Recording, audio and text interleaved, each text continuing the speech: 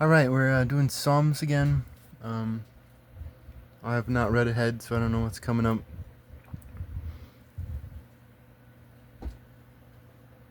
Um, I need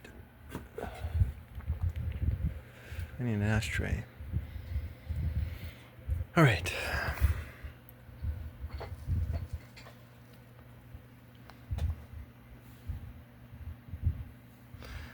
Blessed are all who take refuge in Him. So I mean, this is probably like this is a psalm, so it's probably sung, and people are all, blessed are all who take refuge in Him, right? But like, I don't know, like think about that, right? Like, those who like serve this Lord sound like a bunch of weak, weak mofo's, right? I mean, damn. I mean, it's like, oh, I'm being overwhelmed, and I need to take refuge in the Lord, right? Um, I mean, I think I was just reading what Ezra, and Ezra had this great line where he was just like he pitied the unrighteous, right? So in other words, this is a man who has fun gutting the wicked, right? Hunting them down, or even being hunted by them. It's like, um, but I mean, what is this? I mean, people need to learn how to read because this. I mean, this doesn't kind of sound too good, right? What do they mean? What does he mean by this? To take refuge in this Lord. O Lord, how many are my foes? Many are rising against me. Many are saying of me, there is no help for him in God. Selah.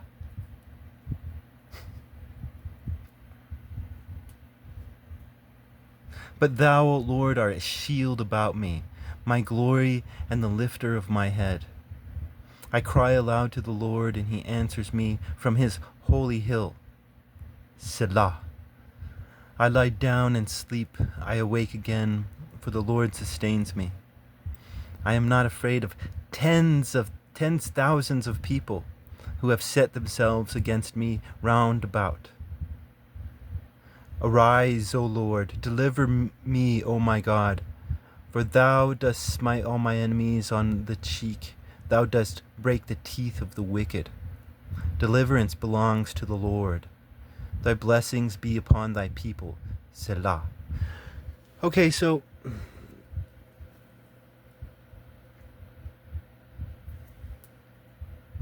boom, I think we have our answer from that last little line there. Oh, I'm gonna take refuge in Lord because I'm a pussy. It's like no. To take refuge in the Lord means to go up and break another man's teeth, right? I mean, this is not. This is like Quentin Tarantino stuff right here. And so I think that's what's going on. Like again, I think these Torah writers are trying to teach you about the nature of their God, right? And for their God to deliver them means for their God to fill them with bravery. Um, because most good people are a bunch of pussy motherfuckers who, would be too shocked to break another man's teeth.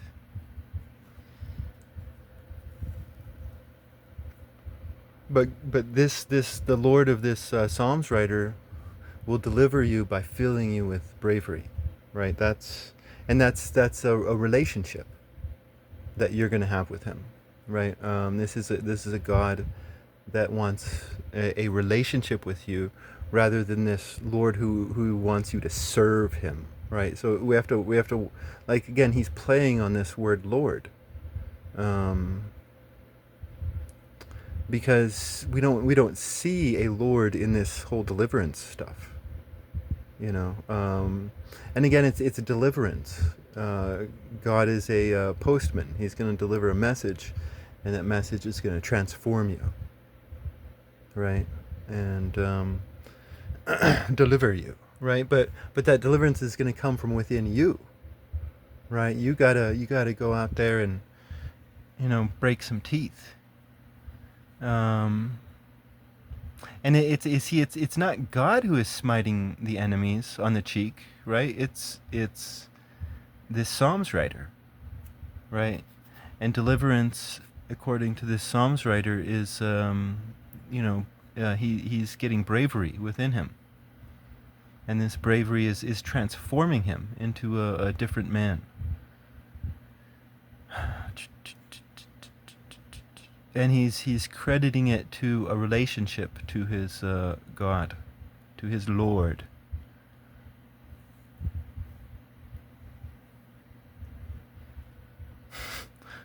Answer me when I call, O God of my right.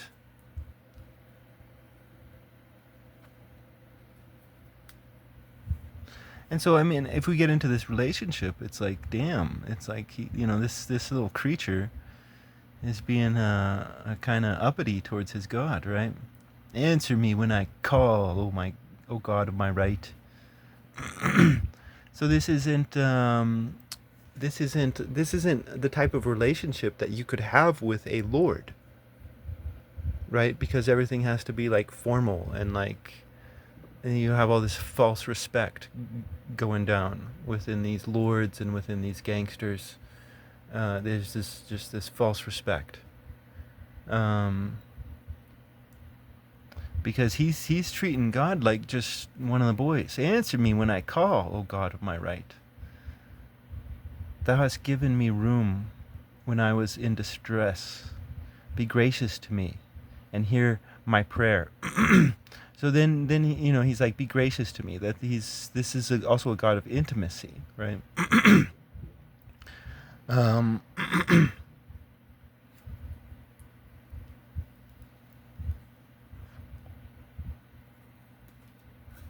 right. Hear my prayer. This is a conversation, right? God, you talk to him and he talks to you. Oh men.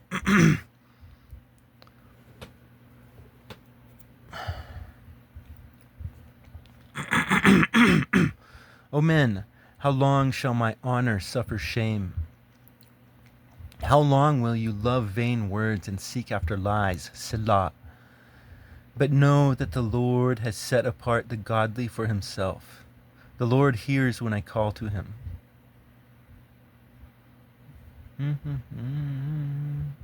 So again, this is all about purity, right?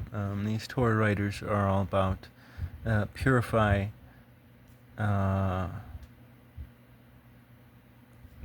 your life. Be angry, but sin not. Commune with your own hearts on your beds and be silent. Salah. La la la la.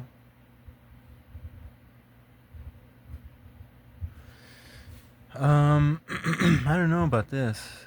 Be angry but sin not. Commune with your own hearts on your bed and be silent. I think this is just.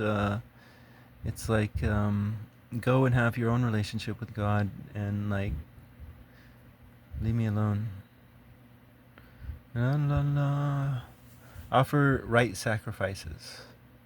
Right. So there's right sacrifices and wrong sacrifices. And again, this is this criticism of a sociology of total sacrifice, kind of like the world we're living in right now. Um, that's why your sacrifices are not acceptable to the Lord, right? Because your sacrifices aren't right. Because they're not holy, right? This Lord wants you to be fucking happy and joyful, shit. And you're only happy and joyful if you are moved by your spirit, and your spirit calls for friends and family and alone alone time, maybe community time, and if we don't get it all, then we doom scroll all night and cry ourselves to sleep. There are many who say, "Oh, that we might see some good. Lift up the light of thy countenance upon us, O Lord." There are many who say, "Oh, that we might see some good." So, okay. So that's what they're saying. They're saying, "Oh, that we might see some. Oh, that we might see some good." um, and so he says, "Lift up thy countenance upon us, O Lord." Right. So the Lord's countenance is not this countenance. Right. So what is this countenance right here? This is bitch countenance. Oh, that we might see some good. Right. Well, the Lord's countenance is like, we'll go out there and make it good. Thou hast put more joy in my heart than they have when their grain and wine abound. Right. So this is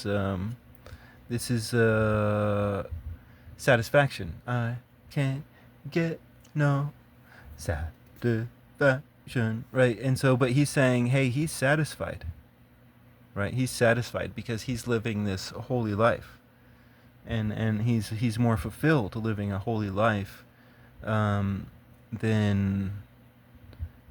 people who party hard and play hard, because they're not getting fulfilled in all of their soul. In peace I will both lie down and sleep, for thou alone, O Lord, makest me dwell in safety.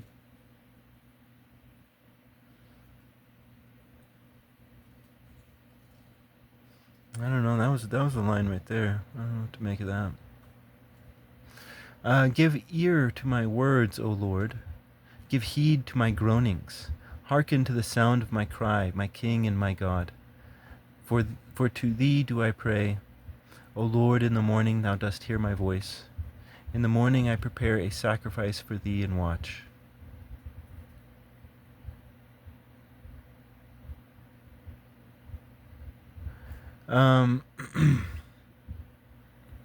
Now this morning stuff right here, that's a time of creation.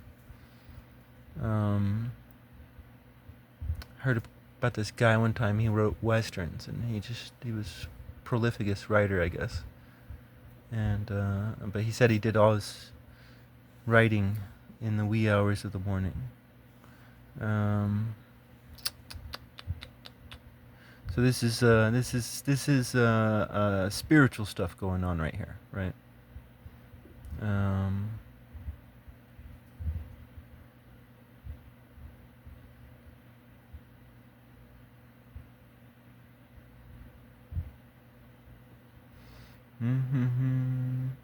For thou art not a God who delights in wickedness.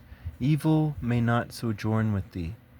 The boastful may not stand before thy eyes. Thou hatest all evildoers. Thou destroyest those who speak lies. The Lord abhors bloodthirsty and deceitful men. But I, through the abundance of thy steadfast love, will enter thy house. Right? I mean, this is very clear right here. Like this is my argument. Like, God is love, and if you have love in your heart, you win. You know, and I think this maybe go back to that safety stuff, because, I mean, shit, we're not safe here with a bunch of bloodthirsty, deceitful motherfuckers running around. But you're always safe if you have love in your heart, I think, maybe. You're always safe if you're brave. It doesn't mean you're always going to win, but you always win if you have love. Therefore, you will always be safe.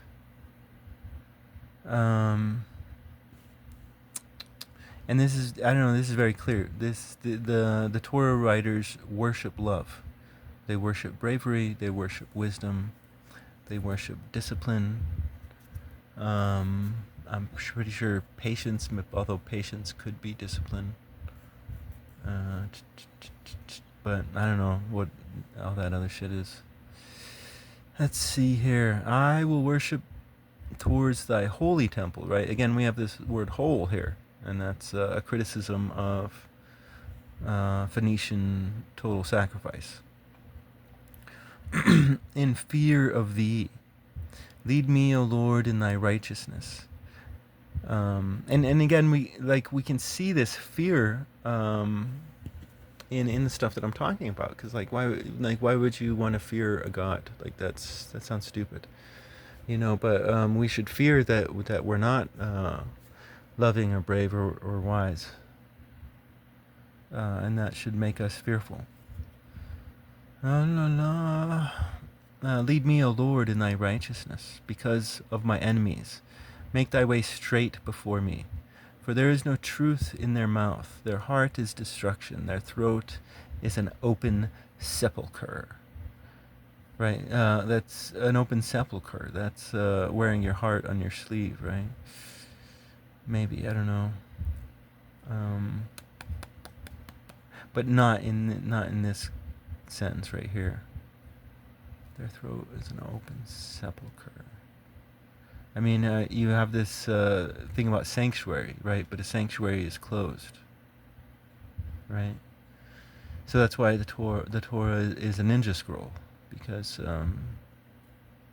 your relationship with God is on your own bed, in your own silence.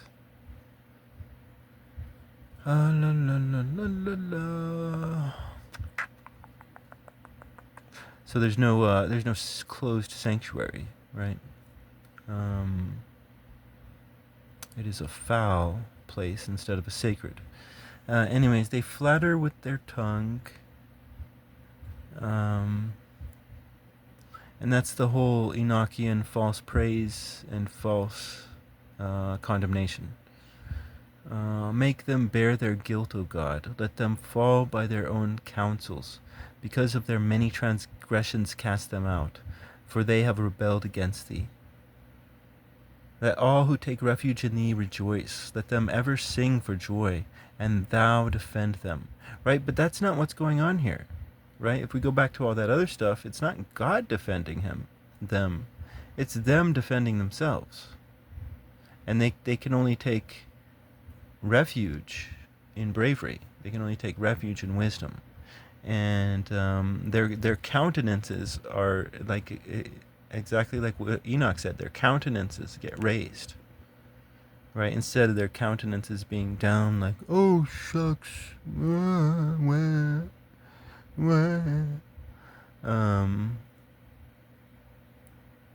And so, but I mean that's definitely what's going on here, because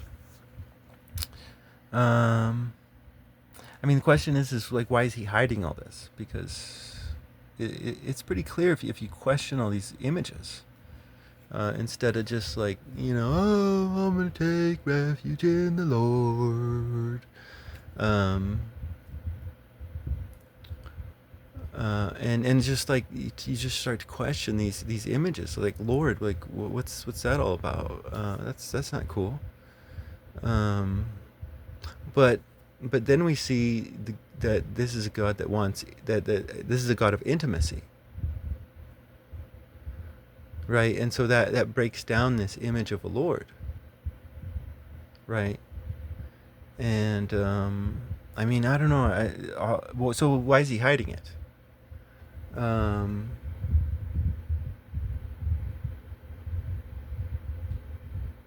I think he's hiding it because he has to hide, I guess, wisdom. It's like it's like, this is a God that wants a personal relationship with you. It's not up to him to save you, right? It's not up to him to tell you all the answers. Like his job is to have a conversation with you. And I think that's what they try to do, and I think that's clearly what the God of these Torah people are. This is a conversationalist that wants to listen. Like, this is a God that's even going to listen to your groanings.